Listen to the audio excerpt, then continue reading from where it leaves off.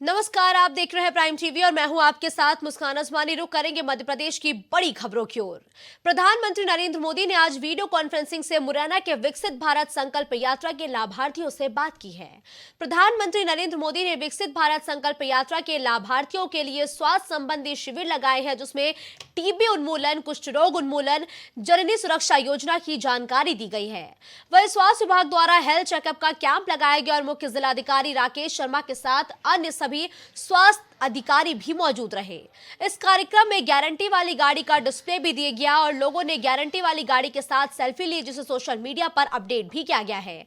वहीं गारंटी वाली गाड़ी पर एक बड़ी स्क्रीन लगाई गई है, जिस पर सरकारी योजनाओं का डिस्प्ले भी चलाया जाएगा, जिससे कि लोग शासकीय योजनाओं की जानकारी प्राप्त कर सके और उनका लाभ ले सके।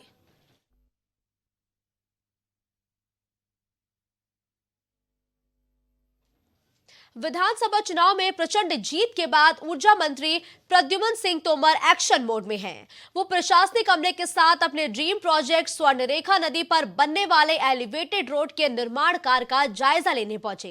इस दौरान उन्होंने वहां मौजूद कलेक्टर और नगर निगम आयुक्त को आवश्यक दिशा निर्देश दिए। वहीं एलिवेटेड रोड के आसपास की दुकानों को विस्थापित करने की भी बात कही है और अधिकारियों को दुकानदारों के विस्थापन के निर्देश दिए गए हैं। साथ ही उन्होंने कहा कि ग्वालियर में एलिवेटेड रोड बनने से शहर का यातायात सुधर जाएगा, शहर के ट्रैफिक को भी गति मिलेगी। एलिवेटेड रोड का काम बहुत तेजी से चल रहा है।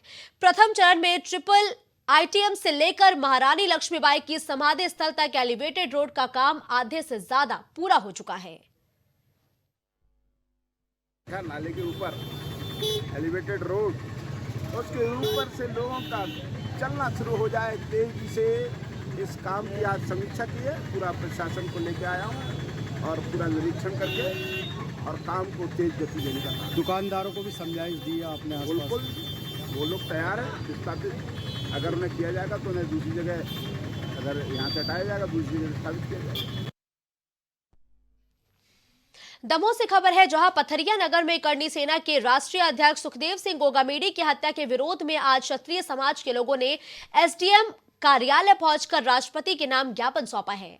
वही क्षत्रिय समाज ने मांग की है कि हत्या के आरोपियों को जल्द पकड़ा जाए और उन्हें तत्काल फांसी दी जाए। उनका कहना है कि देश भर में इस हत्याकांड के बाद से विरोध प्रदर्शन हो रहा है। इसे रोकने का सबसे बेहतरीन तरीका है कि आरोपियों को तुरंत फांसी दे दी जाए।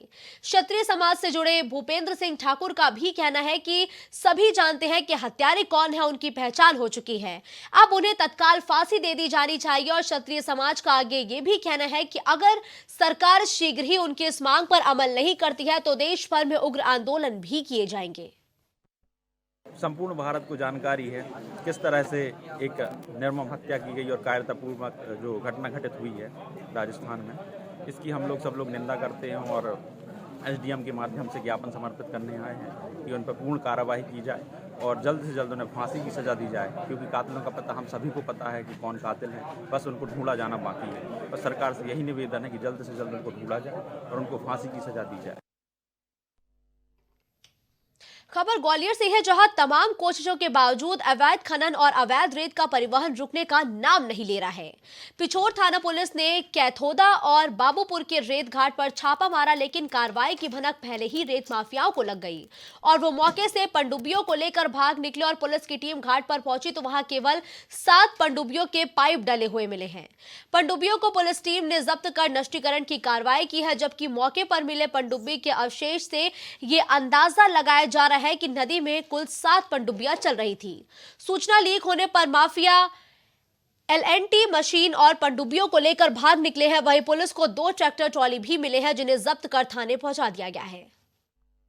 पिछोर थाना क्षेत्र में अवैध रेत उत्खनन की शिकायतें प्राप्त होने पर कल थाना प्रभारी पिछोर द्वारा अपनी टीम लेकर अवैध रेत उत्खनन की तस्दीक करने गई थी। वहाँ केतोदा घाट पर पनडुब्बियाँ चलती हुई पाई गई तो उनको नष्ट किया गया वहाँ पनडुब्बी की सामानों को, और 2 ट्रैक्टर अवैध रेत उत्खनन के मिलने से उनको जब्त किया। ग्वालियर कलेक्ट्रेट और जिला न्यायालय की नवीन बिल्डिंग के पीछे शनिवार सुबह खाली पड़े प्लॉट में अज्ञात महिला की नग्न अवस्था में शव बरामद किया गया है। प्लॉट नगर निगम के पूर्व कमिश्नर विनोद शर्मा का बताया जा रहा है। पुलिस ने संभावना जताई है कि महिला से दुष्कर्म करने के बाद उसकी हत्या की गई है।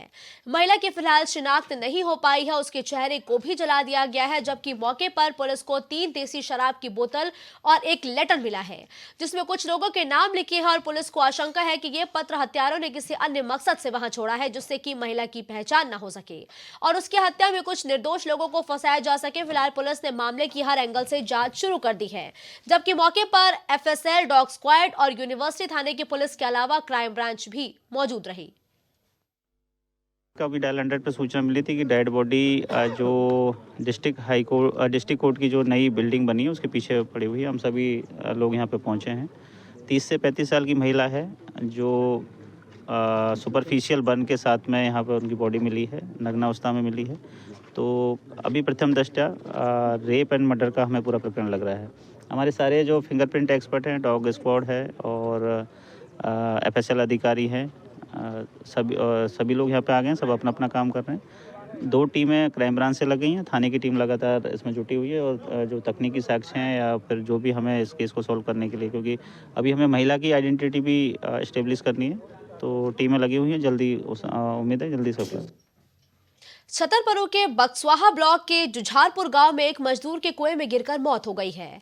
दरअसल 17 साल का युवा करहान खान शुक्रवार को सुबह अपने घर से जुझारपुर गांव में लोचन बरेठा के यहां मजदूरी करने गया था। वो लेंटर डालने के लिए मिक्सर मशीन को जुझारपुर रोड से लोचन बरेठा के घर ढकेल कर ले जा रहा था। तभी अचानक मिक्सर मशीन अनियंत्रित होकर सड़क किनारे कुएं में जा गिरी और मशीन के साथ करहान खान भी कुएं में जा गिरा। ग्रामीणों की मदद से उसे कुएं से निकाला गया और इलाज के लिए बक्सवाहा सामुदायिक स्वास्थ्य केंद्र लाया गया, जहां उसे डॉक्टर्स ने मृत घोषित कर दिया है और अब पुलिस मामले की जांच पड़ताल कर रही है।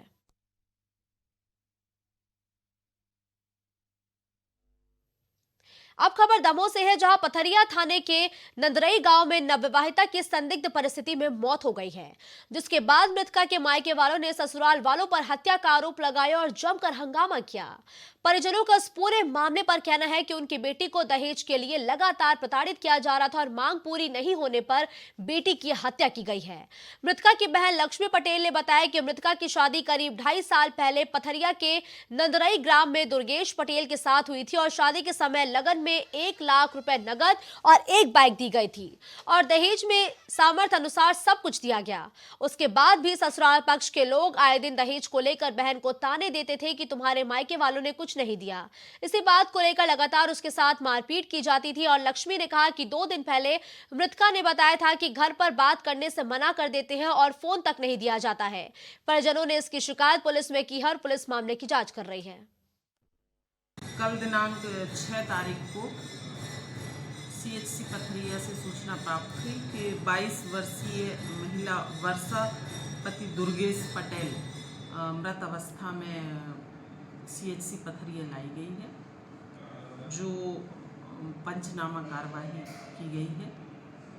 मर्ग कायम किया गया है, जांच की जा रही है। मृतक के परिजन हत्या की आशंका जता रहे हैं क्या? मर्ग जांच की जाएगी, श्रीमान अनुविभागीय अधिकारी के द्वारा की जाएगी। चूँकि महिला नवविवाहिता है, मर्ग जांच के उपरांत ही कार्रवाई की जाएगी। अगली खबर सागर से है, जहां बीना स्टेशन रोड पर चिकन रेस्टोरेंट खुलने से पहले ही बंद करा दिया गया है। जानकारी के अनुसार बीना के स्टेशन रोड स्थित हनुमान मंदिर के पास एक चिकन रेस्टोरेंट खोला गया था। इस दौरान हिंदू संगठनों को सूचना मिलते ही वो पुलिस प्रशासन के पास पहुंचे और मंदिर के पास मांसाहारी होटल खोले जाने पर आपत्ति जताई है। प्रशासन ने मामले को गंभीरता से लिया और नगर पालिका कर्मचारियों के साथ मौके पर पहुंचे और नियमानुसार होटल गलत पाया गया। पुलिस और प्रशासन ने उद्घाटन से पहले ही रेस्टोरेंट को बंद करवा दिया है। सुबह हम लोगों को जानकारी लगी थी कि संकट मोचन हनुमान मंदिर, जो कि स्टेशन रोड पे पंजाब बैंक के सामने है, उस मंदिर के सामने एक चिकन पॉइंट नाम से मांस की दुकान खुल रही थी। उसको लेकर आपत्ति सुबह से ही हम लोगों को फ़ोन आ रहे थे। हिंदू समाज के वहाँ पे जो मंदिर के अनुयायी हैं, मंदिर जाने आने वाले लोग हैं, वहाँ के पुजारी हैं, शहर भर से फ़ोन आ रहे थे कि ये यहाँ पे मंदिर के सामने नॉनवेज की दुकान खोली जा रही है, जिसको लेकर हम लोगों ने DI साहब को आपत्ति दर्ज कराई थी लिखित में और नगर पालिका में लिखित में सूचना दी। इसके बाद शाम को 7:30 बजे एकत्रित होकर आरती करने के बाद वहाँ पर विरोध प्रदर्शन करने का हम लोगों ने प्लान बनाया था, परंतु उसके पहले ही पुलिस प्रशासन और नगर पालिका ने जाके वो दुकान ओपनिंग होने से पहले ही बंद करवा दी है और उसको सील करने की कार्रवाई कर रही है। पिछले दिनों गिरे मावठ की वजह से सागर में टमाटर की फसल पर झुलसा रोग लग गया है। मावठ गिरने से करीब 400 हेक्टेयर टमाटर की फसल पूरी तरीके से झुलस गई है। इससे किसानों को लाखों रुपए का नुकसान हुआ है।